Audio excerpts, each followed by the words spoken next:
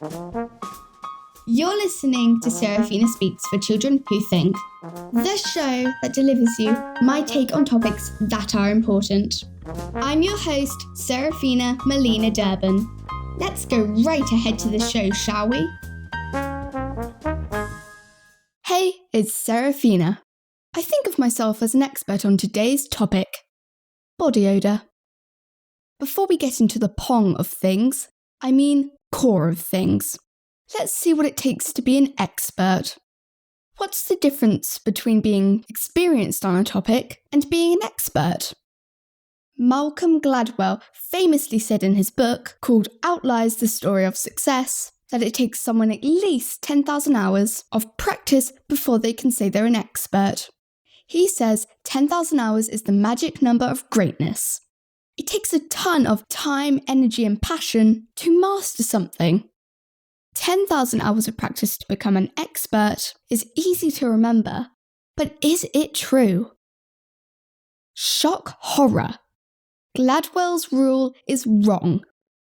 His 10,000 number is based on a study back in 1993 that found top violinists practiced 10,000 hours by the age of 20. One of the original authors of that old research said Gladwell was using his research too simply and incorrectly.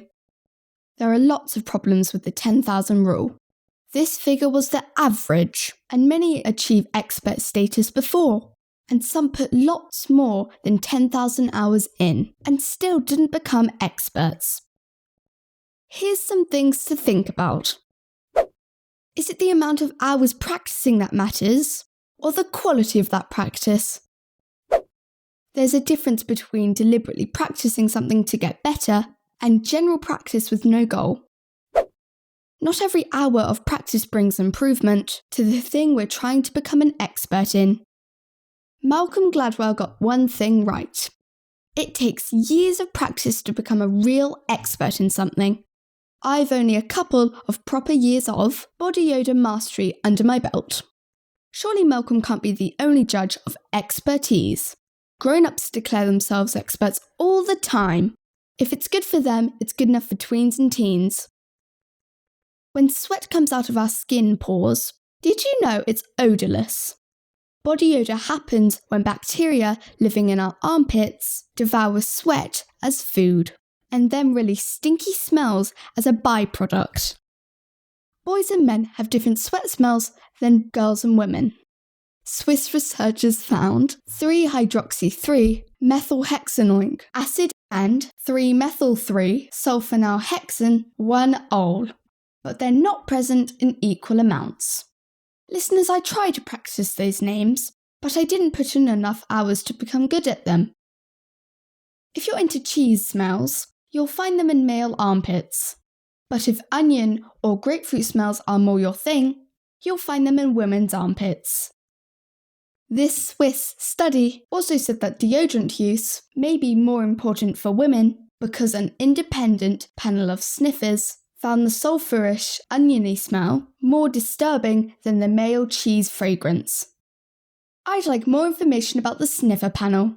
Isn't it obvious that who was on this panel would find different results? Do males smell different things than females, and vice versa? In case you're wondering, there are people who are known as a professional nose. They sniff things for a living. These sniffers help companies assess aromas in a new coffee brew, or whether a deodorant blocks body odour properly. A professional nose inhales smells with short sniffs to avoid sensory overload. Bunny sniffs is the technical term for this technique. We have apocrine glands in our armpits, and they become active at puberty. It's these that turn armpits into stink zones for tweens and teens. We also have eccrine glands that make that salty sweat when we run about, or exercise, or when we get overheated. We've between 2 and 5 million eccrine sweat glands sprinkled across our body, including the armpit. Eccrine sweat is triggered by body temperature. Apocrine sweat is triggered by emotion. Chronic foul-smelling sweat is called bromhidrosis, a word that comes from the Greek bromos, stench, and hydros, sweat. The condition can run in families. There's a strong link between what's called the ABCC11 gene and chronic sweat. This same gene is present in people with wet earwax. Believe it or not, if you have wet earwax, you're more likely to sweat excessively. Remember, I'm talking about chronic stinky sweating, not ordinary sweat, whether you have wet earwax or not. Before I tell you anything more about body odour, here's info on a podcast I listen to lots. Although the podcast I'm sharing has no new episodes past early 2022, it's so wonderful I had to bring it to your attention. Kid CEO is hosted by Benjamin Wong, young entrepreneur and visionary. He talks to kid entrepreneurs building their own legacy in the world. The episode I suggest listening to first is called Cool and Dope. This tells the beautiful story of the anti-bullying organisation Cool and Dope, started by Kavanagh Bell. Here's a clip in which Benjamin asked Kavanagh a big question. Kavanagh, I think media is really important in entrepreneurship and philanthropy in general. So your organization supports a plethora of causes, anti-bullying, helping the elderly. If you could only dwindle it down to one, which would you say is the issue we need to all focus on the most? So the issue that we have to focus on the most is helping our community so we can make this world a better place. Later episodes in the podcast concentrate on cryptocurrency, but if you scroll back, there are loads of inspirational episodes. I recommend this podcast and hope you enjoy it. Alright, we're back. In the first half, we covered general body odour info. Have you noticed how our body odour is affected by what we eat? Pungent foods like garlic, onion, and red meat blend with sweat and bacteria. Other foods that can aggravate sweat include alcohol, asparagus, fish, and curry. Odour-fighting foods sweaty people could think about eating are lemons, oranges, and grapefruits, fresh herbs and green vegetables like kale and spinach. I eat a lot of cheese, pasta cheese, cheese toasties, cheese sandwiches, cheese anything, to be honest. I drink milk a lot. The Japanese call Westerners butter stinkers because we smell like curdled milk because of the amount of dairy products we eat. Mama can't stand milk, and her nose is ever so sensitive to my stinkiness. I'm rather proud of my smell. Isn't it true that secretly we rather like the smell of ourselves? We sniff down our tops and internally say, For the record, I see this as part of self-love. Here's Ben Young, Associate Professor at the University of Nevada, Reno, where he teaches in the Department of Philosophy. So we do track our own body odor. It doesn't seem like we do it consciously, right? But if it turns out to be that you're worried whether or not you have the right hygiene before you leave the house, you can at least sniff yourself, right, and attend to it. In our family, we call checking out if our smell is acceptable a service to the community. I asked new correspondent and young boxing champ, Gabe from the UK, how he feels about his body odour and when he sweats most. Let's hear from my trusty sidekicks on body odour. Here they are, Montgomery and Horatio. What American city has the worst body odour, Horatio? Let me think. Pittsburgh. Boys, I thought you were going to have something to say about your own BO. That's the shorthand for body odour, by the way. Horatio doesn't smell much at all, except his feet. I'm not going to describe that smell. It has to be nameless. But Monty has a warm, tangy bear smell. It's homely with a tinge of sweat. They'd probably love to know about a tribe in New Guinea who say goodbye to one another by rubbing each other's armpits before they leave. I thought New Guinea was in America. My geography's not that good. Anyway, they do this so they can keep a little piece of the other person to sniff. I thought that was really sweet, if a bit gross. Scientists say, in spite of our efforts to avoid being smelly, we can actually smell each other without being aware that we do so. People have a smell. It's something we either like or not. Imagine someone you love dearly. Now try to think about how they smell. Take a moment to imagine that smell. What words do you have for their aroma? Fruity, earthy, a bit acidic, soapy, musty, fresh, leathery. Fill in your words. Next time you're close to this person, give them a bunny sniff.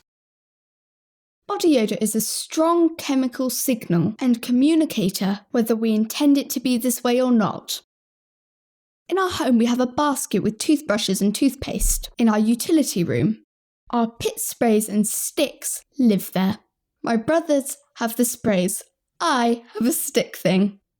Deodorants either block sweat glands or kill off underarm bacteria.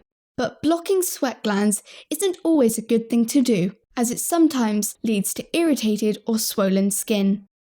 This is because they contain synthetic fragrances, parabens, or aluminium in them. We could be using non-toxic versions, as they use organic coconut oil, shea butter, and arrowroot powder to keep underarms feeling fresh instead. I think my stick is one Mama found after searching for the best deodorants for stinky tweens. Would a natural deodorant do the trick? I'm not convinced, and nor are my family. One last thing. I heard a quote by historian Sherry Toner, who wrote that ambition is the intellectual equivalent of body odour. I'm not sure I understand this fully yet, but I do rather like it. I can't help wonder what ambition smells like. If you've any ideas, write and let me know. I answer post. My email is seraphina@seraphinaspeaks.com. Presuming that we always have something to learn is a good thing, even if it's about pongy stuff. Listeners, look out for the micro Behind The Scenes Bulletin episode on this week's topic. You'll hear about what to do when someone you know smells. This situation is bound to happen in your life at some point. It might even be you that's the person that gets told, you smell. It's good to know how to handle things, whichever way round it is. If you're enjoying Seraphina Speaks, please consider supporting the podcast by subscribing to my Substack to gain access to my exclusive digital library of bonus content and more. Put the word Seraphina Speaks Substack into your search engine and it'll come up. I write social commentary on ordinary topics we take for granted. It's an extension of this podcast. If you'd like to get more involved in this podcast, why don't you join my correspondent team? All you have to do is post a review for the show on your fave podcast app. Then take a screenshot and send it to me at seraphina@seraphinaspeaks.com. Then I'll be in touch with you about being on the show. By the way, if you're looking for an idea of what to say in your review, if you're like me, you go blank, even though you want to do this. Here's a question for you. Let me know what country you're listening from and what you'd like me to talk about in a future episode. Next week's episode is called On Celebrity Special Treatment. If you've ever wondered about this preferential treatment, tune in. I hope you'll join me. Thanks for listening, everyone. Remember to tell your friends, family, and teachers to listen into if you think they'll enjoy the show. Take care, everyone. Lots of love. Wow, I hope you enjoyed the show, everybody.